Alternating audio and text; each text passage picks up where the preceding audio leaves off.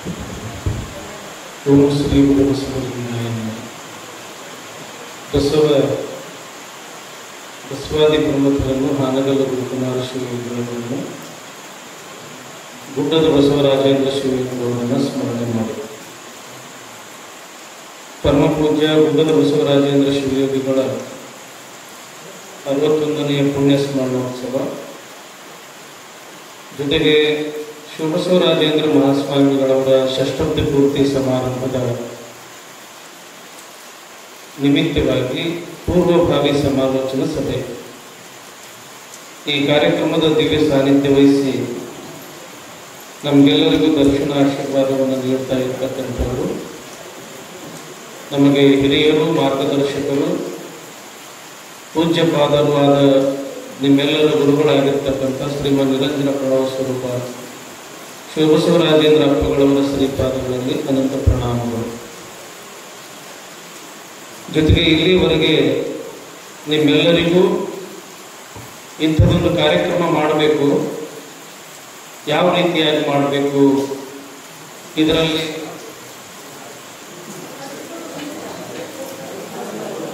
ನಮ್ಮ ಗಡಿಗೋಳಗಾಮದ ಪರಮ ಪೂಜ್ಯರು, ಬಹಳ ದೊಡ್ಡ ಪ್ರವಚನಕಾರರು, ಅನುಭಾವಿಗಳು, ನಮಗೂ ಕೂಡ ಮಾರ್ಗದರ್ಶಕರು. ಅಂತಹ ಗಡಿಗೋಳಗಾಂವ ಮಾವಲಿಂಗೇಶ್ವರ ಮಠದ ಷಟಸ್ಥಲ ಬ್ರಹ್ಮ ಶಾಂತವೀರ ಶಿವಾಚಾರ್ಯ ಅಪ್ಪಗಳವರ ಶ್ರೀಪಾದಗಳೆಂದು ಅನಂತ ಪ್ರಣಾಮಗಳು.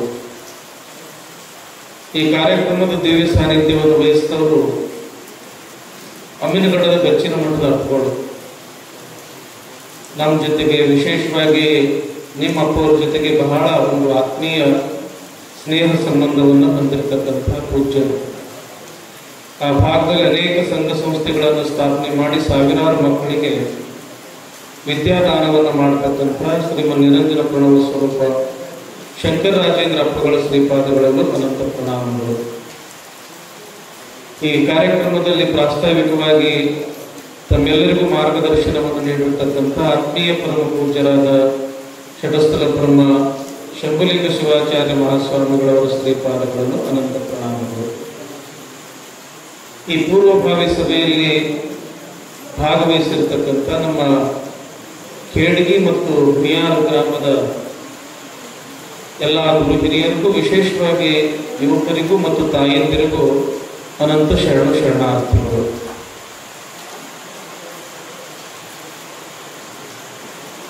ನಿಮ್ಗೆಲ್ಲರಿಗೂ ಹೇಳತಕ್ಕಂಥದ್ದೇನಿಲ್ಲ.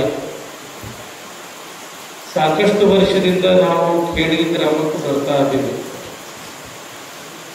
ನಿಮ್ಮ ಭಕ್ತಿ, ನಿಮ್ಮ ಶ್ರದ್ಧೆ, ನಿಮ್ಮ ಅಭಿಮಾನ ಬಹಳ ದೊಡ್ಡದು.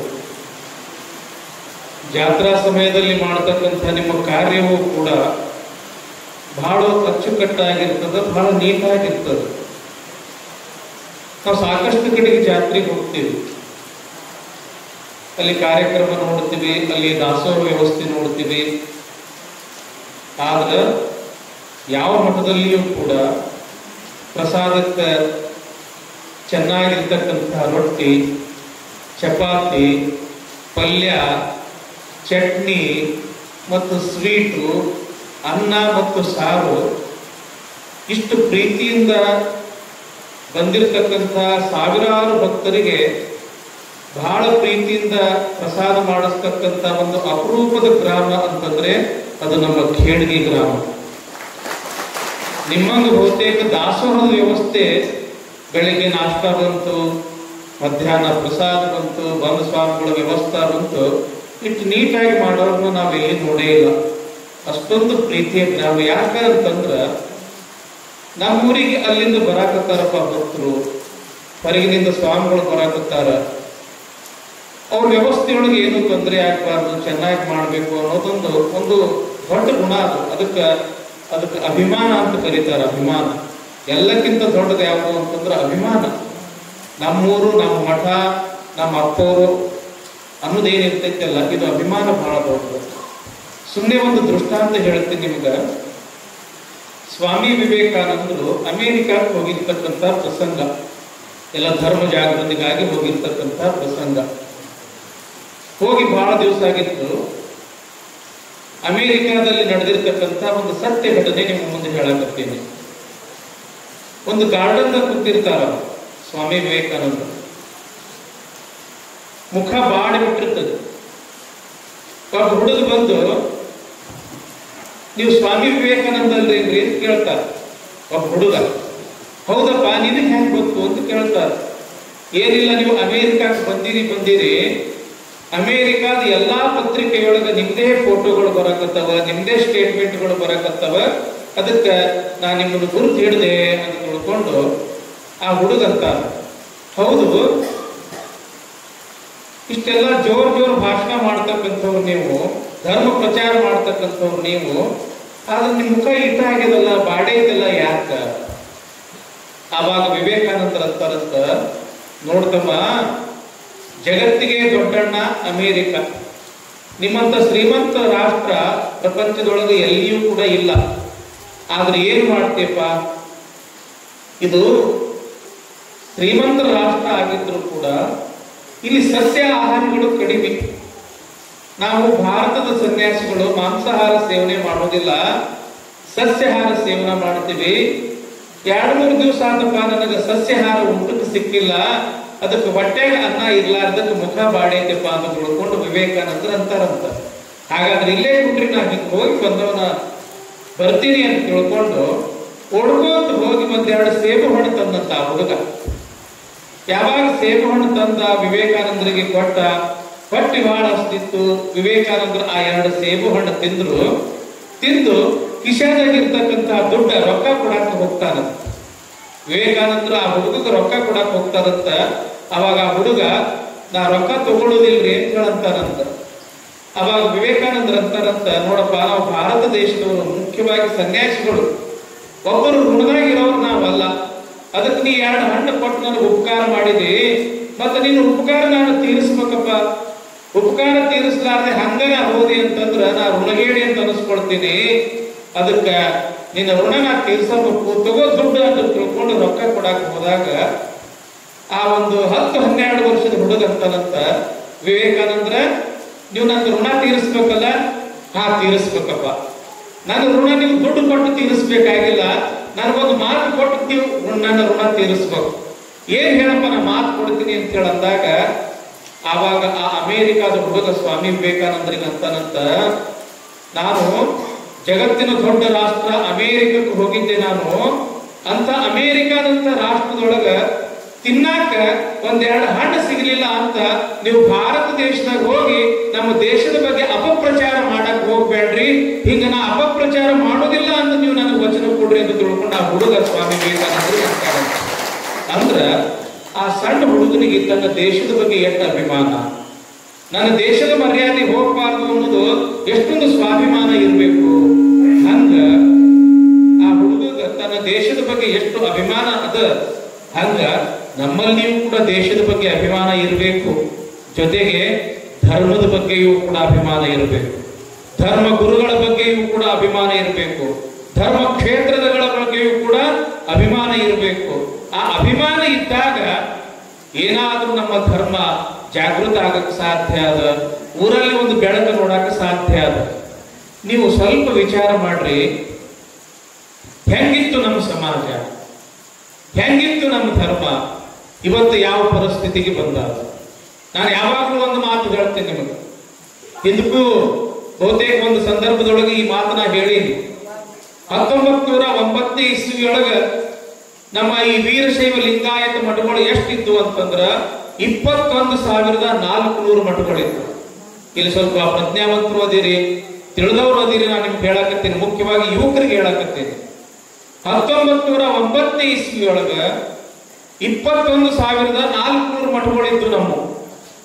ಮುಂದ 2008 ಇಸ್ವಿಯೊಳಗ ನಮ್ಮ ಒಬ್ಬ ಹುಡುಗ PhD ಮಾಡ್ದ. ಯಾತ್ರ ಬಗ್ಗೆ PhD ಮಾಡ್ದ ಅಂತಂದ್ರ ನಮ್ಮ ಮಠಮಾನ್ಯಗಳು ಎಷ್ಟು ಅದಾವ, ಯಾರ್ಯಾರು ಏನೇನು ಮಾಡಾಕತ್ತಾರ, ಎಷ್ಟು ಸಂಘ ಸಂಸ್ಥೆ ಅಥವಾ ಧಾರ್ಮಿಕ ಕಾರ್ಯ ಮಾಡಾಕತ್ತಾರ ಅಂತೇಳಿ PhD ಮಾಡ್ದ ಅವ, ನಮ್ಮ ವೀರಶೈವ ಮಠಮಾನ್ಯಗಳು ಅಂತ. ನಿಮಗೆ ಬಹಳ ವಿಚಿತ್ರ ಅನಿಸ್ತದ, 1909 ಇಸ್ವಿಯೊಳಗೆ 21,400 ಮಠ ಇತ್ತು. ಕೇವಲ 2008ನೇ ಇಸ್ವಿ ಅಂದ್ರೆ 100 ವರ್ಷ ಅಂತ ಇಟ್ಕೊಳ್ರಿ. 100 ವರ್ಷದ ಅವಧಿಯೊಳಗ ಎಷ್ಟು ನಮ್ಮ ವೀರಶೈವ ಮಠಮಾನ್ಯಗಳು ಉಳಿದಾವ ಅಂತಂದ್ರ ಕೇವಲ 3000 ಮಠಗಳು ಉಳಿದಾವ. 100 ವರ್ಷದೊಳಗೆ ಎಷ್ಟು ಮಠಗಳು ಹಾಳಾದವ್ರಪ್ಪ? ಎಷ್ಟು ಮಠಗಳು ಹಾಳಾದವು? 18,400 ಮಠಗಳು ಹಾಳಾದವು. ಒಂದಲ್ಲ ಎರಡಲ್ಲ. ಯಾಕೆ ಹಾಳಾದವು ಅಂತಂದ್ರ ನಮ್ಮೂರ, ನಮ್ಮ ಧರ್ಮ, ನಮ್ಮ ಸಮಾಜ, ನಮ್ಮ ಸ್ವಾಮಿಗಳು, ನಮ್ಮ ಭಕ್ತರು ಈ ಅಭಿಮಾನ ಇಲ್ಲದ ಸಲುವಾಗಿ ಇಷ್ಟೊಂದು ಮಠಮಾನ್ಯಗಳು ಹಾಳಾದವು. ಇವತ್ತು ಸಮಾಜದೊಳಗೆ ಏನಾದ್ರೂ ಕೂಡ ಬೆಳಕು ಕಾಣಬೇಕಾಗಿತ್ತು ಅಂತಂದ್ರ, ಅಭಿವೃದ್ಧಿ ಕಾಣಬೇಕಾಗಿತ್ತು ಅಂತಂದ್ರ, ಸಂಸ್ಕಾರ ಕಾಣಬೇಕಾಗಿತ್ತು ಅಂತಂದ್ರ ಮಠಮಾನ್ಯಗಳ ಪಾತ್ರ ಬಹಳ ದೊಡ್ಡದ. ಎದಿ ಮೇಲೆ ಲಿಂಗ ಕಾಣಬೇಕಾಗಿತ್ತು ಅಂತಂದ್ರ ಆ ಮಠ ಬೇಕು, ಮಠದಾಗ ಒಬ್ಬರು ಸ್ವಾಮಿಗಳು ಬೇಕು. ಹಣಿ ಮೇಲೆ ವಿಭೂತಿ ಕಾಣಬೇಕಾಗಿತ್ತು ಅಂತಂದ್ರೆ ತಮ್ಮ ಲಿಂಗ ಕಟ್ಕೊಳ್ರು, ರುದ್ರಾಕ್ಷಿ ಕಟ್ಕೊಳ್ರು, ಹಣಿ ಮೇಲೆ ವಿಭೂತಿ ಹಚ್ಕೊಳ್ರು, ಶರಣಾರ್ಥಿ ಅಂತ ಕೈ ಮುಗಿರು ಅಂತ ತಿಳ್ಕೊಂಡು ನಮ್ಮ ಧರ್ಮದ ಆಚಾರ ವಿಚಾರಗಳನ್ನ ತಿಳಿಸಿ ಹೇಳಾಕ ಒಬ್ಬರು ಸ್ವಾಮಿಗಳು ಬೇಕು. ಸ್ವಾಮಿಗಳು ಮಠದಾಗ ಅದಾರ ಅಂತಂದ್ರ ಆ ಊರಾಗ ಸಂಸ್ಕಾರ ಅದ ಅಂತ ಅರ್ಥ. ಇವತ್ತು ಸುತ್ತ 20 ಹಳ್ಳಿಯೊಳಗ ಈ ಭಾಗದೊಳಗ ಯಾವ ಊರು ಚಲೋಪ್ಪ, ಯಾವ ಊರಾಗ ಒಂದಿಟ್ಟು ಆಚಾರ ವಿಚಾರ ಅದ, ಯಾವ ಊರಾಗ ಒಂದಿಟ್ಟು ಧರ್ಮ ಅನ್ನೋದು ಅದ ಅಂತ ತಿಳ್ಕೊಂಡು ನೀವು 4 ಮಂದಿಗೆ ಕೇಳಿದ್ರಿ ಅಂತಂದ್ರ ಸಹಜವಾಗಿ ಖ್ಯಾಡಿಗೆ ಹೆಸರು ಬರ್ತದ. ಯಾಕ? ಮಠದಾಗ ಅಪ್ಪಗಳದಾರ, ಪ್ರತಿ ವರ್ಷನೂ ಪುರಾಣ ಹಚ್ತಾರ, ಇಲ್ಲಿ ದೀಕ್ಷಾ ಕಾರ್ಯಕ್ರಮ ನಡೀತಾವ, ಅಯ್ಯಾಚಾರ ಕಾರ್ಯಕ್ರಮ ನಡೀತಾವ, ಪಾಠ ಪ್ರವಚನ ಕಾರ್ಯಕ್ರಮ ನಡೀತಾವ. ಬಂದವರು ಯಾರೇ ಕಷ್ಟದಾಗ ಬರ್ಲಿ, ನಷ್ಟದಾಗ ಬರ್ಲಿ, ನೋದಾಗ ಬರ್ಲಿ, ಏನ್ ಹಿಡಿದ ಏನಾಗೈತಿವ ತಮ್ಮ, ಏನು ತೊಂದರೆ ಐತಿವ ತಮ್ಮ, ಅತ್ತಿ ತನ್ನ ನೋವು ಇಟ್ಕೊಂಡು ಬರ್ತಾಳ, ಸೊಸಿ ತನ್ನ ನೋವು ಇಟ್ಕೊಂಡು ಬರ್ತಾಳ, ತಂದೆ ತನ್ನ ನೋವು ಇಟ್ಕೊಂಡು ಬರ್ತಾನ, ಮಗ ತನ್ನ ನೋವು ಇಟ್ಕೊಂಡು ಬರ್ತಾನ. ಒಬ್ಬ ಡಾಕ್ಟರ್ ಯಾವ ರೀತಿಯೊಳಗ ತನ್ನ ಹಾಸ್ಪಿಟಲ್ದೊಳಗೆ ಕುಂತ ಅಂತಂದ್ರೆ ನಾನಾ ರೀತಿಯ ರೋಗಿಗಳು ಬರ್ತಾರ. ಹಂಗ ಶಿವಬಸವ ರಾಜೇಂದ್ರ ಸ್ವಾಮಿಗಳು ಈ ಗದಗಿ ಮೇಲೆ ಕುಂಡ್ರಾಕತ್ತು ವರ್ಷ ಅಲ್ಲ, 2 ವರ್ಷ ಅಲ್ಲ, 33 ವರ್ಷ ಆತು.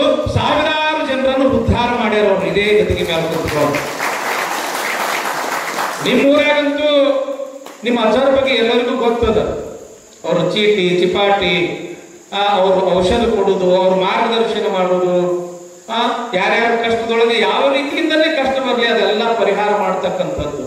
ಹೆಂಗಂತಂದ್ರ ನಮಗೆ ಏನಾಗೈತಿ ಅಂತಂದ್ರೆ ನಮ್ಮ ಸಮಾಜಕ್ಕೆ ಹಿತ್ತಲ ಗಿಡ ಮತ್ತಲ್ಲ, ಹಿತ್ತಲ ಗಿಡ ಮತ್ತಲ್ಲ ಅನ್ನಂಗ ಆಗಬಾರ್ದು. ಯಾಕಂತಂದ್ರ ಅವ್ರು ಎಷ್ಟು ಸಮರ್ಥರದಾರ ಅನ್ನೋದು ಅದು ನಮಗೂ ಗೊತ್ತೈತಿ. ಯಾಕಂತಂದ್ರೆ ನೀವು ಸ್ವಲ್ಪ ವಿಚಾರ ಮಾಡ್ರಿ, ಇಲ್ಲಿ ಅಜ್ಜರ ಹತ್ರ ತೋರಿಸ್ಕೊಳಕ್ ಬರ್ತಾರ. ನೀವು ಯಾವ ಜಿಲ್ಲಾದವ್ರು ಅಂತ ಕೇಳಿ, ಸೋಲಾಪುರ ಜಿಲ್ಲಾದವ್ರು ಬರ್ತಾರ, ಬಿಜಾಪುರ ಜಿಲ್ಲಾದವ್ರು ಬರ್ತಾರ, ಲಾತೂರ್ ಜಿಲ್ಲಾದವ್ರು ಬರ್ತಾರ, ಈ ಕಡೆ ಪುನಾ ಮುಂಬೈದಿಂದ ಬರ್ತಾರ, ಈ ಕಡೆ ಹೈದರಾಬಾದಿಂದ ಬರ್ತಾರ, ಈ ಕಡೆ ಬೆಂಗಳೂರಿಂದನೂ ಬರ್ತಾರ. ಸ್ವಲ್ಪ ವಿಚಾರ ಮಾಡ್ರಿ, ಇಂಥದೊಂದು ಸಣ್ಣ ಊರಿಗೆ ಎಷ್ಟು ದೂರದಿಂದ ಅಜ್ಜರನ್ನ ನೆನೆಸ್ಕೊಂಡು ಅಜ್ಜರಿಂದ ನಮ್ಗೆ ಆರಾಮ ಆಗ್ತೈತಿ ಅಂತ ಹೇಳಿ ತಿಳ್ಕೊಂಡು ಅಷ್ಟು ದೂರದಿಂದ ಎಲ್ಲ ಮಂದಿ ಬರ್ತಾರಲ್ಲ, ಅವ್ರು ಬರ್ತಕ್ಕಂಥದ್ದು ಯಾರ ಸಲುವಾಗಿ? ಅವ್ರು ಬರ್ತಾರಲ್ಲ, ಅವ್ರು ಬರೋದ್ರಿಂದ ಯಾರ ಕೀರ್ತಿ ಹೋಗ್ತದ? ಅವ್ರ ಹುಟ್ಟೂರು, ಅಪ್ಪ ಅವ್ರ ಹುಟ್ಟೂರು ಅಫಜಲ್ಪುರ ಕೀರ್ತಿ ಬರ್ತದೋ, ಏನು ಇಂಡಿ ತಾಲೂಕು ಖ್ಯಾಡ್ಗಿ ಊರಿನ ಕೀರ್ತಿ ಬರ್ತದ? ಹೇಳಿ, ನಿಮ್ಮ ಊರಿನ ಕೀರ್ತಿ ಬರ್ತೈತಿ ಅಲ್ರಿಪ್ಪ? ನಮ್ಗೆ ಎಲ್ಲಿ ಹೋದ್ರು ಆರಾಮಾಗಿದ್ದಿಲ್ರಿ, ಖ್ಯಾಡ್ಗಿ ಅಪ್ಪವ್ರ ಹತ್ರ ಹೋದ್ವಿ, ನಮ್ಗೆ ಆರಾಮ ಆಯ್ತು. ಹೋಗಿ ದೂರದ ಮಾತು ಬಿಡ್ರಿ. ನೀವ ಇಲ್ಲಿ ಇಷ್ಟೊಂದು ಜನ ಆಗಿರಿ, ನೀವ ಅನೇಕ ರೀತಿಯ ತೊಂದರೆಗಳನ್ನ ಇಟ್ಕೊಂಡು ಅಪ್ಪವ್ರ ಹತ್ರ ಬರ್ತಿರೇನಿಲ್ಲ, ನಿಮ್ಗೆ ಅವ್ರ ಆಶೀರ್ವಾದ ಮಾಡ್ತಾರೇನಿಲ್ಲ, ಅವರಿಂದ ನಿಮ್ಗೆ ಆರಾಮ ಆಗೈತಿವಿಲ್ಲೋ? ಇದು ಸ್ವಲ್ಪ ಏನಂತಂದ್ರ ನಮ್ಮ ಜನ ಯಾರು ಮಾಡ್ಯಾರಪ್ಪ, ಯಾರಿಂದ ನಮಗ ಉದ್ಧಾರ ಆಗೈತಪ್ಪ ಅನ್ನೋದೊಂದು ಸ್ವಲ್ಪ ಅವ್ರ ಹತ್ರ ಒಂದು ಅಭಿಮಾನ ಇತ್ತು ಅಂತಂದ್ರ ಏನಾಗ್ತದ ಅಂತಂದ್ರ ಅಲ್ಲಿ ಧರ್ಮದ ಕೀರ್ತಿ ಉಳಿತದ, ಧರ್ಮದ ಕೀರ್ತಿ ಬೆಳೀತದ. ನಮಗೆಲ್ಲ ಬಹಳ ಅಭಿಮಾನ ಅನಿಸ್ತದ, ಅವ್ರ ಬಗ್ಗೆ ನಮಗೆ ಬಹಳ ಖುಷಿ ಅದ. ಯಾಕಂತಂದ್ರ ನಾವು ಸ್ವಾಮಿಗಳೇ, ಗಡಿಗೋಡ ಅಜ್ಜರು ಪ್ರವಚನ ಕ್ಷೇತ್ರದೊಳಗೆ ಅವರು ಹೆಸರು ಮಾಡಿದವರು, ನಾವು ಪ್ರವಚನ ಕ್ಷೇತ್ರದೊಳಗೆ ಏಟಿಲೇಟ್ ನಮಗೆ ಹೆಸರ. ಇವತ್ತ ಅಮೀನ್ಗಡ ಅಪ್ಪ ಅವರದಾರ ಅಂತಂದ್ರೆ ಅವ್ರ ಶಿಕ್ಷಣ ಸಂಸ್ಥೆದೊಳಗ ಅವರು ಸಾಕಷ್ಟು ಹೆಸರು ಮಾಡ್ಯಾರ. ನಾವು ಇಷ್ಟೆಲ್ಲ ಹೆಸರು ಮಾಡಿದ್ರು ಕೂಡ ನಮಗೆ ಹಿಂದೆ ಒಂದು ದೊಡ್ಡ ಶಕ್ತಿ ಅದು ಯಾವುದೈತಿ ಅಂತಂದ್ರ ಖೇಡ್ಗಿಯ ಶಿವಬಸವರಾಜೇಂದ್ರ ಸ್ವಾಮಿಗಳೊಂದು ಶಕ್ತಿ. ನಾವೆಲ್ಲ ಕೂಡೇ ಬೆಳೆದಿರ್ಬೋದು, ಕೂಡೇ ನಾವು ಇರ್ಬೋದು, ಆದ್ರೂ ಸಹಿತ ಅವ್ರ ಬಗ್ಗೆ ನಮಗೆ ಬಹಳ ಗೌರವ ಐತಿ. ಯಾಕಂತಂದ್ರ ನಮ್ಮನ್ನು ಭಾಷಣ ಮಾಡೋ ಸ್ವಾಮಿಗಳು 1000 ಮಂದಿ ಸಿಗಬಹುದು, ಆದ್ರ ತ್ರಿಕಾಲ ಸ್ನಾನ, ಪೂಜಾ, ಪಾದೋದಕ, ಜಪ, ತಪ, ಅನುಷ್ಠಾನ, ತಪಸ್ಸು ಮಾಡೋ ಸ್ವಾಮಿಗಳು ಸಿಗೋದು ಬಹಳ ಕಷ್ಟ ಅದ. ಇವತ್ತು 1000 ಮಂದಿ ಸ್ವಾಮಿಗಳದಾರ ಅಂತಂದ್ರ ಆ ಸ್ವಾಮಿಗಳೊಳಗ ಒಬ್ರೋ ಇಬ್ರು ಶಿವಬಸವರಾಜೇಂದ್ರ ಸ್ವಾಮಿಗಳಂತವ್ರು ತಪಸ್ಸುಗಳು ಸಿಗ್ತಾರ ಹೊರತು ಎಲ್ಲರೂ ಸಿಗೋದಿಲ್ಲ. ಅಂಥ ಸ್ವಾಮಿಗಳನ್ನು ನೀವು ಪಡ್ಕೊಂಡಿರಿ. ಎಂಥ ಪುಣ್ಯವಂತರು, ಎಂಥ ಪುಣ್ಯವಂತರು. ನಾನು ಈ ಮಠದ ಬಗ್ಗೆ ಒಂದಿಷ್ಟು ಇತಿಹಾಸ ತಿಳ್ಕೊಂಡೆ. ನಮ್ಮ ಸರ್ ಆಗಿರ್ಬೋದು, ಅಜ್ಜರ್ ಆಗಿರ್ಬೋದು, ಒಂದಿಬ್ಬರಿಂದ 3-4 ಮಂದಿಯಿಂದ ನಾನು ಇಲ್ಲಿ ಈ ಮಠದ ಇತಿಹಾಸ ತಿಳ್ಕೊಂಡೆ. ರಾಜಾರೂಢರು ಅಂತ ತಿಳ್ಕೊಂಡು ಬಹಳ ದೊಡ್ಡ ಮಹಾತ್ಮರು ಈ ಊರಾಗ ಒಬ್ಬರು ಮಹಾತ್ಮರಾಗಿ ಹೋಗ್ಯಾರ. ಇವರು ಮಹಾತ್ಮರು ಎಷ್ಟು ದೊಡ್ಡ ಮಹಾತ್ಮರು ಅಂತಂದ್ರ ಮೈಸೂರು ಭಾಗದಾಗ ಇರ್ತಕ್ಕಂಥ ಶಿವಬಸವರಾಜೇಂದ್ರ ಸ್ವಾಮಿಗಳು ಎಲ್ಲಿಗೆ ಬರ್ತಾರ? ಖೇಡ್ಗಿಗೆ ಬರ್ತಾರ. ಯಾಕಂತಂದ್ರೆ ಶಿವಬಸವರಾಜೇಂದ್ರ ಸ್ವಾಮಿಗಳಿಗೆ ರಾಜಾರೂಢ ಸ್ವಾಮಿಗಳು ಏನದಾರಲ್ಲ ಅವ್ರು ಖೇಡ್ಗಿಯವರೇ. ಈ ಶಿವಬಸವರಾಜೇಂದ್ರ ಸ್ವಾಮಿಗಳು ಮೈಸೂರು ಭಾಗದವರು. ಗುಡ್ಡದ ಬಸವರಾಜೇಂದ್ರ ಸ್ವಾಮಿಗಳು ಮೈಸೂರು ಭಾಗದವರು.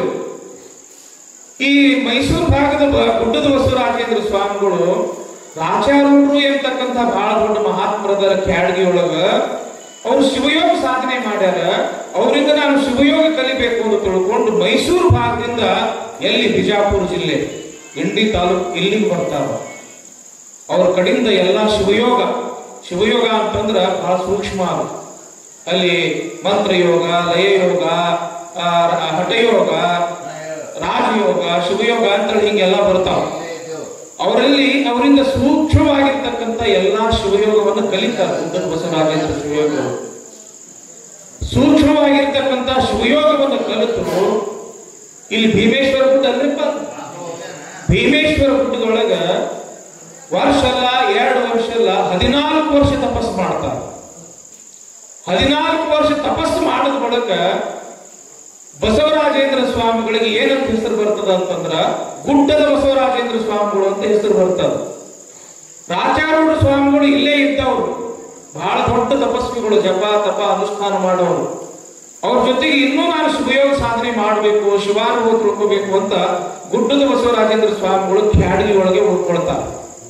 ಆವಾಗ ಪಟ್ಟುಗೊಂಡ ಎಂಬತಕ್ಕಂಥ ಈ ಊರಿನ ಸದ್ಭಕ್ತರು ಅಜ್ಜರಿಗೆ ಒಂದು ಕಟ್ಟಕ್ಕೆ ಒಂದು ಮಠ ಬೇಕಲ್ಲ, ಇರಾಕ್ ಒಂದು ಮಠ ಇರ್ಬೇಕಲ್ಲ ಅಂತ ತಿಳ್ಕೊಂಡು ರಾಯವ ಪಟ್ಟುಗೊಂಡ ಎಂಬತಕ್ಕಂಥ ಒಬ್ಬ ಶಿವಶರಣಿ ಈ ಒಂದು ಜಮೀನು ಕೊಟ್ಕೊಡುವಂತ ನಾವು ಇತಿಹಾಸದಿಂದ ಕೇಳ್ಕೊಳ್ತೀವಿ. ಇಲ್ಲಿ ಒಂದು ಮಠ ಆಗ್ತದೆ. ಅಜ್ಜಾರ್ ನೋಡ್ರಿ, ಗುಡ್ಡದ ಬಸವರಾಜೇಂದ್ರ ಶಿವಯೋಗಿಗಳು ಎಷ್ಟು ಒಂದು ದೊಡ್ಡ ತಪಸ್ವಿಗಳಿದ್ರು ಅಂತಂದ್ರ ಈ ಭೀಮಾ ನದಿ ದಂಡೆಯಾಗಿರ್ತಕ್ಕಂಥ ಇದೊಂದು ಜಗ, ಇದು ಸಾಮಾನ್ಯ ಜಗ ಆಗೋದಿಲ್ಲ. ಮುಂದೆ ಒಂದು ಬಹಳ ದೊಡ್ಡ ಅವಿಮುಕ್ತ ಕ್ಷೇತ್ರ ಆಗ್ತದ. ಈ ನಮ್ಮ ಇಂಡಿ ಭಾಗದೊಳಗ, ಬಿಜಾಪುರ ಭಾಗದೊಳಗ ಒಂದು ದೊಡ್ಡ ಕ್ಷೇತ್ರ ಆಗ್ತದೆ ಅಂತ ತಿಳ್ಕೊಂಡು ಮುಂದಿನ ಭವಿಷ್ಯವನ್ನ ಕಂಡಿರ್ತಕ್ಕಂಥ ಗುಡ್ಡದ ಬಸವರಾಜೇಂದ್ರ ಶಿವಯೋಗಿಗಳು ಇಲ್ಲಿ 63 ಪತ್ರಿ ಗಿಡ ನೆಡ್ತಾರೆ. ಹೌದಲ್ರಪ್ಪ? ಅಪ್ಪೋರ್ ನೆಟ್ಟಿದ್ದ ಗಿಡಗಳು ಇವೆಲ್ಲ ದೊಡ್ಡ ದೊಡ್ಡ, ಮುಂದೆ ಬಿದ್ದಿಂದ ಮತ್ತ ಅಜ್ಜಾರ್ ಮತ್ತ ಹಚ್ಚಾರ, ಆ ಮಾತು ಬೇರೆ. 63 ಪತ್ರಿ ಗಿಡ ನೆಡ್ತಾರ. 63 ಪತ್ರಿ ಗಿಡ ನೆಟ್ಟು ಒಂದು ಸಂಕಲ್ಪ ಮಾಡ್ತಾರ, ಇಲ್ಲಿ 63 ಮಹಾತ್ಮರ ಮಂಟಪ ಪೂಜೆ ಆಗ್ಬೇಕು, 63 ಲಿಂಗ ಪ್ರತಿಷ್ಠಾಪನೆ ಆಗ್ಬೇಕು ಅಂತ ತಿಳ್ಕೊಂಡು. ಆದ್ರ ಮುಂದೆ ಅಜ್ಜಾರು ಶಿವಯೋಗದೊಳಗೆ ಐಕ್ಯ ಆಗ್ಬಿಡ್ತಾರ, ಶಿವನೊಳಗೆ ಐಕ್ಯ ಆಗ್ತಾರ. ಅಜ್ಜಾರ ಈ ಜವಾಬ್ದಾರಿ ಯಾರಿಗೆ ಕೊಟ್ಟಿರ್ತಾರ ಅಂತಂದ್ರೆ ಧರ್ಮಣ್ಣ ಸಾಧು ಅವರಿಗೆ. ಧರ್ಮಣ್ಣ ಸಾಧುಗಳು ಸಾಮಾನ್ಯರಲ್ಲ, ಅವರು ಕೂಡ ತಪಸ್ವಿಗಳೇ, ಬಹಳ ಒಳ್ಳೆಯವರು, ನಿಷ್ಠುರವಾದಿಗಳು, ಬಹಳ ಒಳ್ಳೆಯವರು. ಯಾವಾಗ ಈ ಮಠದ ಜವಾಬ್ದಾರಿ ಧರ್ಮಣ್ಣ ಸಾಧುವರಿಗೆ ಬೀಳ್ತದ, ಆವಾಗ ನನ್ನ ಮೂಲ ಉದ್ದೇಶ ಏನು ಅಂತಂದ್ರೆ ಗುರುವಿನ ಒಂದು ಸಂಕಲ್ಪ ಪೂರ್ತಿ ಮಾಡುವುದು ಅಂತ ತಿಳ್ಕೊಂಡು ಯಾವ ಗಿಡದ ಕೆಳಗ ಯಾವ ಗಿಡ ನೆಟ್ಟಿರ್ತಾರ ಪತ್ರಿ ಗಿಡ, ಆ ಪತ್ರಿ ಗಿಡದ ಕೆಳಗ ಅವರು ಸಾಕಷ್ಟು ಕಷ್ಟಪಟ್ಟು ಸಾಧನೆ ಮಾಡಿ ಮಾಡಿ ದೊಡ್ಡ ದೊಡ್ಡ ಮಠಾಧೀಶರಿಂದಲೂ ಕೂಡ ಆಗೋದಿಲ್ಲ ಅಂತ ಒಂದು ದೊಡ್ಡ ಕೆಲಸ ಏನ್ ಮಾಡ್ತಾರಂತಂದ್ರ 63 ಜಂಗಮರ ಒಂದು ಮಂಟಪ ಪೂಜಾ ಧರ್ಮಣ್ಣ ಸಾಧುಗಳು ಈ ಕ್ಷೇತ್ರದೊಳಗೆ ನಡೆಸ್ತಾರೆ. ಗೊತ್ತೈತಿಲ್ಲಪ್ಪ ಎಲ್ಲರಿಗೂ? ಎಂಥವ್ರು ಧರ್ಮಣ್ಣ ಸಾಧುಗಳು ನೋಡ್ರ ದೊಡ್ಡ ಶಿವಯೋಗಿನ ನೋಡ್ದಂಗ ಆಗ್ಬೇಕು. ಏನವ್ರ ಮುಖ, ಏನವ್ರ ತೇಜಸ್ಸು, ಏನವ್ರ ವಾಣಿ. ಸ್ವಲ್ಪ ನಿಷ್ಠುರವಾದಿಗಳ ಖರೆ, ಆದ್ರ ಎಷ್ಟು ಅಭಿಮಾನ. ಯಾವಾಗ ಅವ್ರು 63 ಜಂಗಮ ಪೂಜೆ ಮಾಡಿ 63 ಲಿಂಗ ಪ್ರತಿಷ್ಠಾಪನೆ ಮಾಡಿದ್ರು, ಈ ಜಗತ್ತು ಆ ಗುಣನ ಬದಲಾಗ್ಬಿಡ್ತು. ಯಾಕ? 63 ಮಹಾತ್ಮರ ಪಾದ ಇತ್ತು, 63 ಲಿಂಗ ಪ್ರತಿಷ್ಠಾಪನೆ ಆಯ್ತು. ಇಷ್ಟಕ್ಕೆ ಬಿಡಬಾರ್ದು, ಇನ್ನೊಂದು ದೊಡ್ಡ ಸಂಕಲ್ಪ ಮಾಡ್ತಾರ. ಏನ್ ಹೇಳ್ರಿ? ಈ ಮಠಕ್ಕೆ ಎಂಥ ಸ್ವಾಮಿಗಳನ್ನು ಕರ್ಕೊಂಡು ಬರ್ಬೇಕು ಅಂತಂದ್ರ ಗುಡ್ಡದ ಬಸವ ರಾಜೇಂದ್ರ ಶಿವಯೋಗಿಗಳಷ್ಟೇ ಸಮರ್ಥರಿರ್ಬೇಕು. ಅವ್ರು ಗುಡ್ಡದ ಬಸವ ರಾಜ ಶಿವಯೋಗಿಗಳಷ್ಟೇ ಸಮರ್ಥರಿರ್ಬೇಕು. ಅಂಥವ್ರನ್ನ ತರಬೇಕು ಅಂತ ತಿಳ್ಕೊಂಡು ಇತ್ತಾಗ ಅವ್ರು ಲಿಂಗೈಕ್ಯರಾಗಿರ್ತಾರ ಗುಡ್ಡದ ಬಸವರಾಜೇಂದ್ರ ಶಿವಯೋಗಿಗಳು.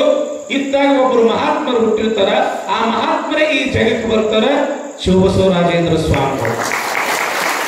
ಯಾಕೆ ಈ ಮಾತನ್ನು ನಾನು ನಿಮ್ಗೆ ಹೇಳಾಕತ್ತೀನಿ ಅಂತಂದ್ರ, ಯಾವ ಗುಡ್ಡದ ಬಸವರಾಜೇಂದ್ರ ಶಿವಯೋಗಿಗಳನ್ನ ಮಹಾತ್ಮರು, ತಪಸ್ವಿಗಳು, ಅನುಷ್ಠಾನ ಮೂರ್ತಿಗಳು, ಶಾಪಾನುಗ್ರಹ ಸಮರ್ಥರು ಅಂತ ತಿಳ್ಕೊಂಡು ನಾವು ಗುಣಗಾನ ಮಾಡ್ತೀವಿ, ಅವರೇ ಇವರು ರೂಪದೊಳಗೆ ಬಂದಾರ. ಬಂದು 60 ವರ್ಷ ಆಯ್ತು. ಅವರು ಲಿಂಗೈಕ್ಯರಾಗಿ 61 ವರ್ಷ ಆಯ್ತು. ಇವರು 61 ವರ್ಷ, ಹೌದಲ್ಲ? ಪೀಠಾರೋಹಣ ಆಗಿ 35 ವರ್ಷ.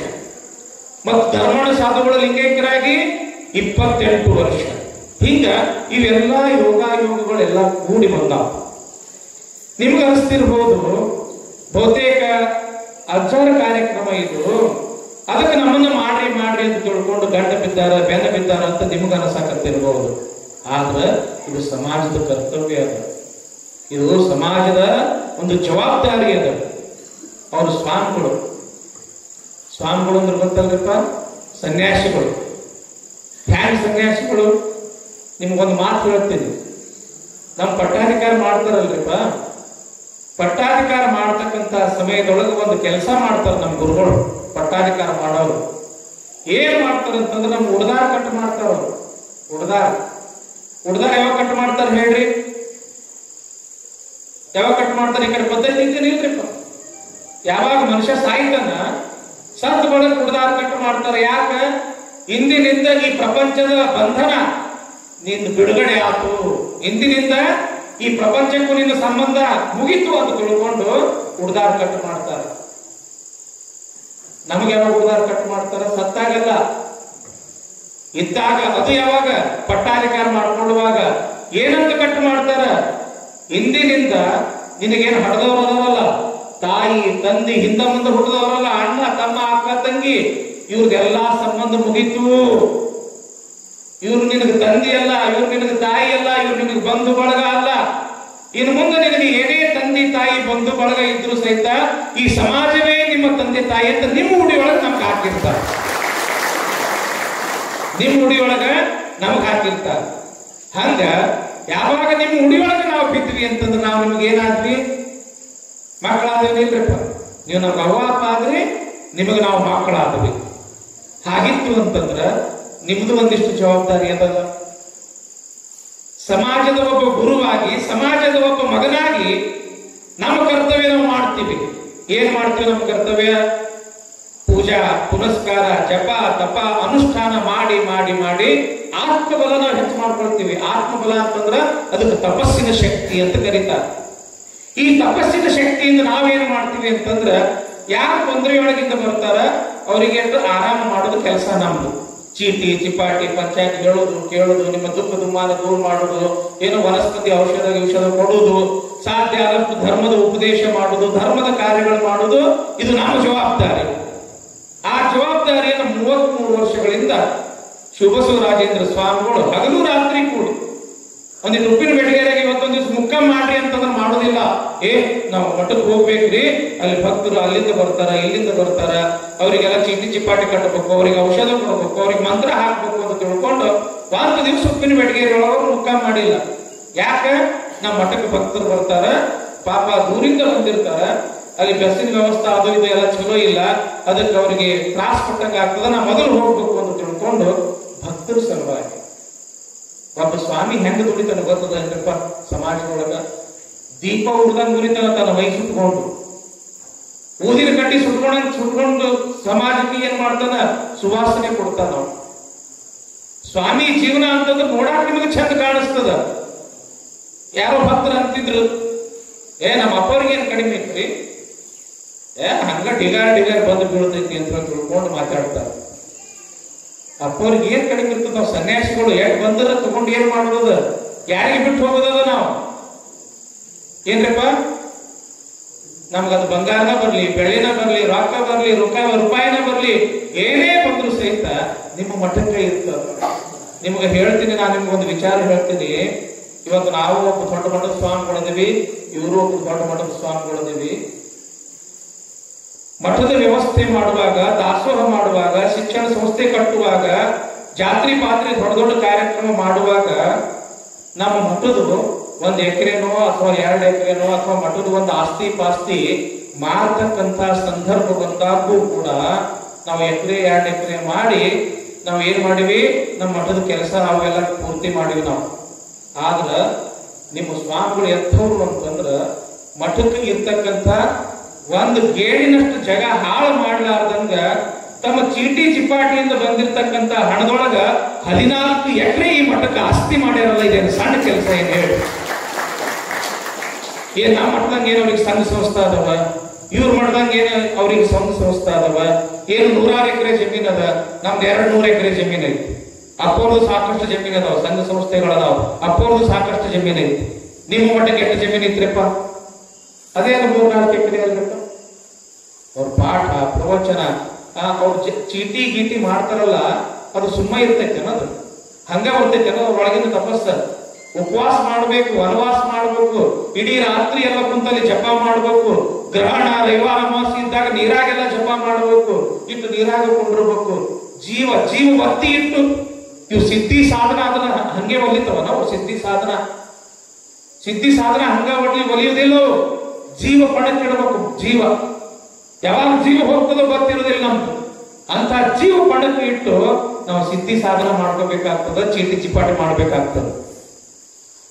ನೀವಂತೀರಿ, ನಮ್ಮ ಅಪ್ಪವ್ರಿಗೇನು ಕಡಿಮೆ, ಅವ್ರಿಗೇನು ಕಡಿಮೆ ಐತಿ, ಆ ಭಕ್ತರು ಅಂತಂದ್ರೆ ಹಾಕ್ತಾರೆ, ಈ ಭಕ್ತರು ಇಟ್ಟಂತ ಹಾಕ್ತಾರೆ ಅಂತ ತಿಳ್ಕೊಂಡು ನೀವು ಮಾತಾಡ್ತೀರಿ. ಮಾತಾಡೋದು ಹಗರದ, ಮಾತಾಡೋದು ಸುಲಭದ, ಆದ್ರೆ ಆ ಮಾತು ದಕ್ಕಿಸ್ಕೊಳ್ಳೋದು ಬಹಳ ಬಚ್ಚದ. ಆ ಮಾತ ದಕ್ಕಿಸ್ಕೊಳ್ಳೋದು ಬಹಳ ಬಚ್ಚದ.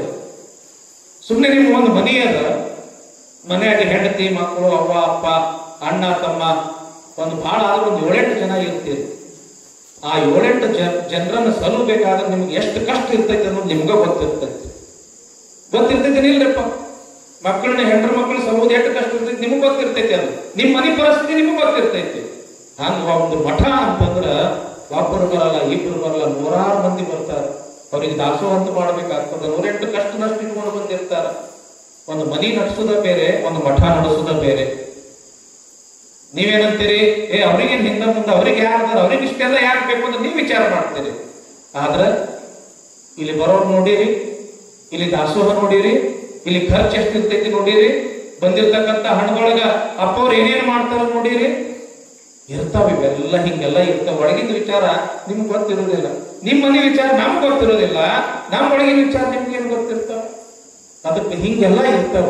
ಆದ್ರೆ ಒಂದೇನು ಕರ್ತವ್ಯ ಅಂತಂದ್ರ ಅವರು ತಮ್ಮ ಪಾಲಿನ ಕರ್ತವ್ಯ ಹೆಂಗ ಅಗ್ದಿ ಚಾಚು ತಪ್ಪದಂಗ ಮಾಡಾಕತ್ತಾರ, ಹಂಗ ನಿಮ್ಮದು ಕೂಡ ಒಂದು ಕರ್ತವ್ಯ ಅದ.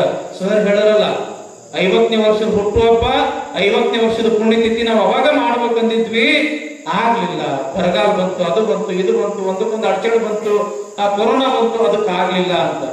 ಆದ್ರ ಈಗೆಲ್ಲ ಬಸವರಾಜೇಂದ್ರ ಶಿವಯೋಗಿ ಆಶೀರ್ವಾದದಿಂದ ಎಲ್ಲನೂ ಚಲೋ ಆಗಿದೆ.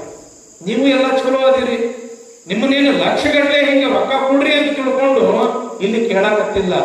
ಏನು ಅಂತಂದ್ರ ಒಂದು ಸಾಮಾನ್ಯವಾಗಿರ್ತಕ್ಕಂಥ ಕ್ಷೇತ್ರವನ್ನ ಅಜ್ಜವರು ತಮ್ಮ ತಪಸ್ಸಿನ ಬಲದಿಂದ 4 ಮಂದಿಗೆ ಉಪಕಾರ ಮಾಡಿ ಮಾಡಿ ಮಾಡಿ ಈ ಊರಿನ ಹೆಸರು ತಂದಾರ, ಈ ಊರಿನ ಕೀರ್ತಿ ತಂದಾರ, ಈ ಮಠದ ಹೆಸರು ತಂದಾರ.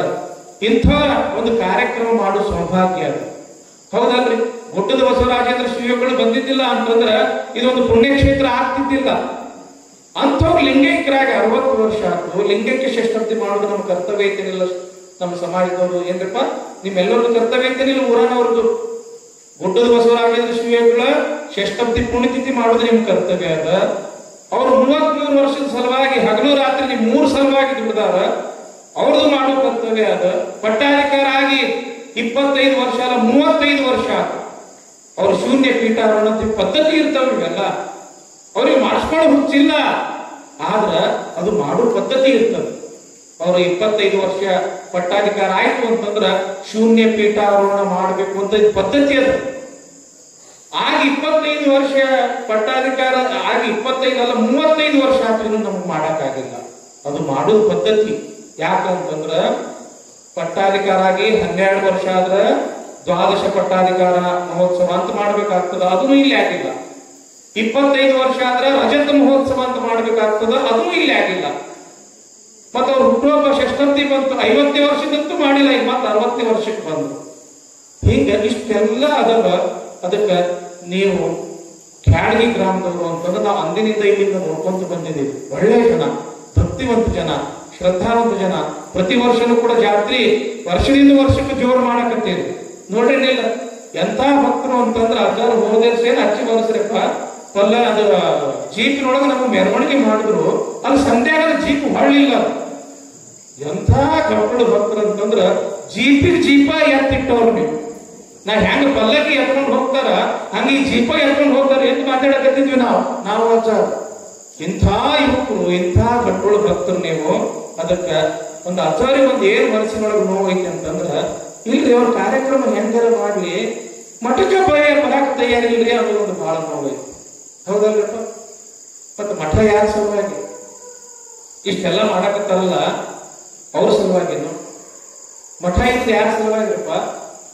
ಮಠದಾಗ ಇರು ಸ್ವಾಮಿಗಳ ಸಲುವಾಗಿ ಮಠ ಅಲ್ಲ, ಸಮಾಜದ ಸಲುವಾಗಿ ಮಠ ಇರ್ತದ. ಮಠ ಅಂತಂದ್ರೆ ಸಮಾಜದ ಶಕ್ತಿ ಕೇಂದ್ರ. ಇಡೀ ಸಮಾಜಕ್ಕೆ ಶಕ್ತಿ ತುಂಬತಕ್ಕಂತ ಒಂದು ಕೇಂದ್ರ ಅದು ಯಾವ್ದಾದ್ರೂ ಕೂಡ ಇದ್ರ ಅದು ಮಠ. ಮತ್ತ ಇಂಥ ಇಲ್ಲಿ ಬಂದು ಒಂದು 5 ನಿಮಿಷ ಕುಂತ್ರೆ ಸಾಕ್ರಿ, ನಿಮ್ಮಲ್ಲಿ ಎಷ್ಟೋ ಒಂದು ಮನಸ್ಸಿಗೆ ಶಾಂತಿ ಅನಿಸ್ತದ, ನೆಮ್ಮದಿ ಅನಿಸ್ತದ, ಒಂದು ಪವರ್, ಒಂದು ಶಕ್ತಿ ನಿಮ್ಮೊಳಗೆ ಬರ್ತದ. ಅಂತಿಂತ ಕ್ಷೇತ್ರ ಏನ್ರಪ್ಪ ಇದು? 63 ಲಿಂಗ ಅದಾವ್ರಪ್ಪ. ಯಾವ ಮಠದಾಗ 63 ಲಿಂಗ ಇದ್ದಿದ್ದು ನೋಡ್ರಿ ನೀವು? ಹೇಳ್ರಿ ನೋಡೋಣ, ಕೈ ಎತ್ತಿ. ಇಂಥ ಮಠದಾಗ 63 ಲಿಂಗ ಸ್ಥಾಪನೆ ಮಾಡ್ಯಾರ ಅಂತೇಳಿ ಕೈ ಎತ್ತಿ ಹೇಳ್ರಿ. ಇಲ್ಲ, ನಮಗ್ 3000 ಮಠ, 3 ಲಿಂಗ ಇಲ್ಲ ನಮ್ಮ ಮಠದೊಳಗೆ, 3 ಲಿಂಗ ಇಲ್ಲ. ನಿಮ್ಮ ಇಂಥ ಒಂದು ಕ್ಷೇತ್ರ ಅದ್ರದಾಗ ಎಂಥ ಇದು ಭೀಮಾ ನದಿ ದಂಡಿ.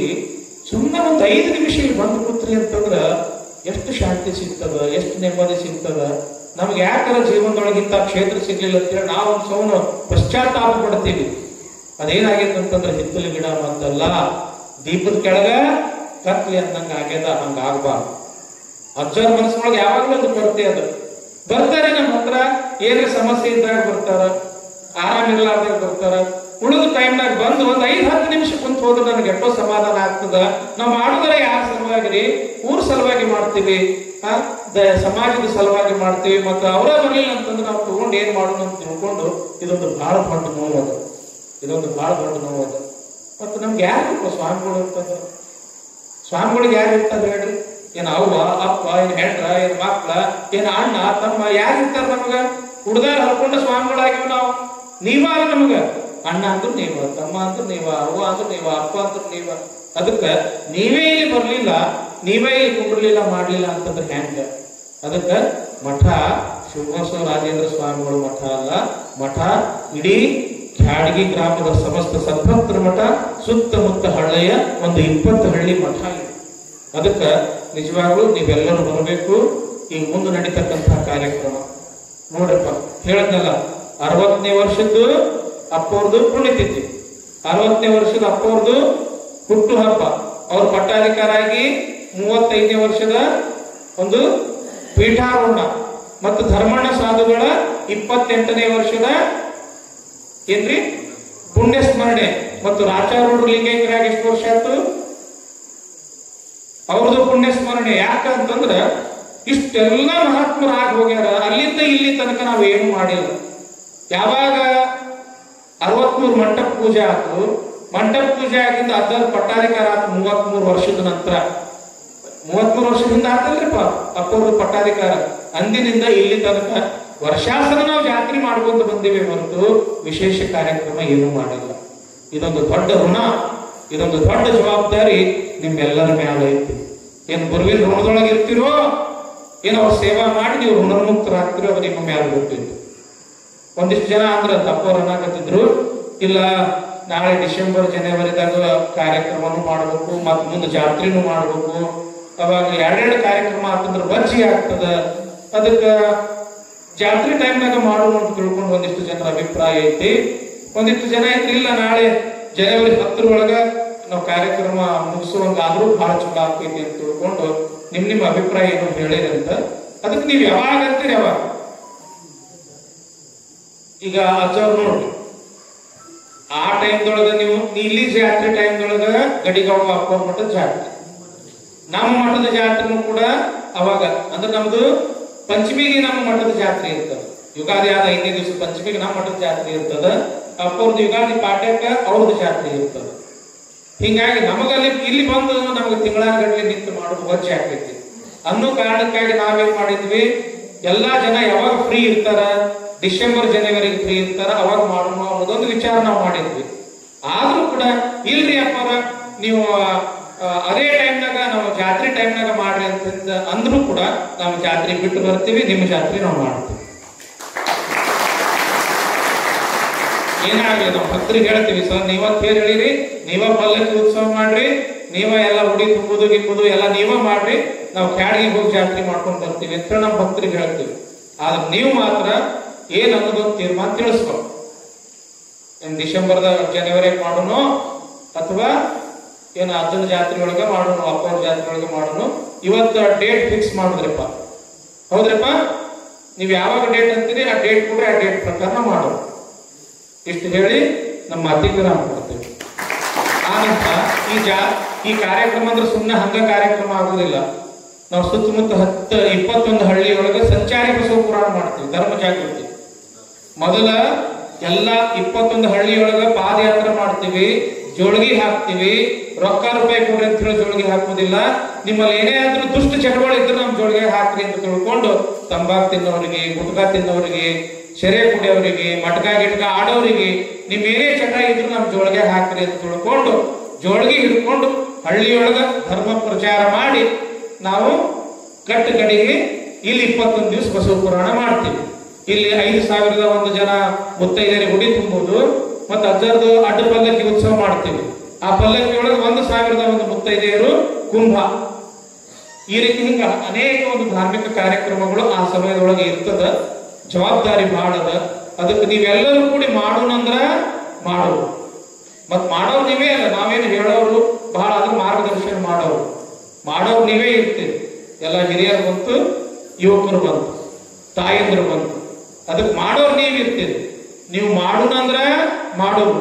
ಇಲ್ರಿ ಅಪ್ಪಾರ ನಾವು ಸುಮ್ಮ ವರ್ಷಾಸನ ಹೆಂಗ್ ಮಾಡ್ತೀವಿ ಹಂಗ್ ಮಾಡೋಣ ಅಂದ್ರೆ ಅದಕ್ಕೂ ಸೈ, ಹಂಗ್ ಮಾಡೋಣ ಅಂದ್ರೆ ಹಂಗೂ ಸೈ, ಹಿಂಗ್ ಮಾಡೋಣ ಅಂದ್ರು ಹಿಂಗೂ ಸೈ. ನೀವೇನು ಸುಮ್ಮ ಕುಂಡ್ರಾಕ್ ಹೋಗ್ಬೇಡ್ರಿ. ಯುವಕರು ಬಂತು, ಏನ್ ಹಿರಿಯರಲ್ಲ, ಸುಮ್ಮ ಒಬ್ರಿಗೊಬ್ರು ತಿಳ್ಕೊಂತ ನೀವ್ ಹೇಳೋ ಅಂತ ತಿಳ್ಕೊಂಡು ಸುಮ್ಮ ಹಿಂಗ್ ಮಾತಾಡ್ಕೊತ ಕುಂಡ್ರಾಕ್ ಹೋಗ್ಬೇಡ್ರಿ. ನಿಮ್ ಅಭಿಪ್ರಾಯ ಏನದವ ನೇರವಾಗಿ ಮಾತಾಡ್ರಿ. ಯಾಕಂತಂದ್ರೆ ಇದು ಹೆಚ್ಚು ಕಡಿಮೆ 3ನೇ ಮೀಟಿಂಗ್ ಕಾಣಿಸ್ತದೆ. ಇದು 3ನೇ ಮೀಟಿಂಗ್. ಬರೀ ಮೀಟಿಂಗ ಮಾಡ್ಕೊಂಡು ಹೋಗೋದಾಗಬಾರ್ದು, ಒಂದು ತೀರ್ಮಾನ ತಗೋಬೇಕು. ಮಾಡೋಣ ಅಂತಂದ್ರೆ ಎಲ್ಲರೂ ಕೂಡ ಮಾಡೋದು, ಮತ್ತೆ ಮಾಡೋದಾಗಿತ್ತು ಅಂತಂದ್ರೆ ಏನು ಯಾವಾಗ ಮಾಡ್ಬೇಕು ಅನ್ನೋದೊಂದು ಡೇಟ್ ಫಿಕ್ಸ್ ನೀವು ತಿಳಿಸ್ಬೇಕು ಅಂತ ಹೇಳಿ ನಮ್ಮ ಮಾತುಗಳಿಗೆ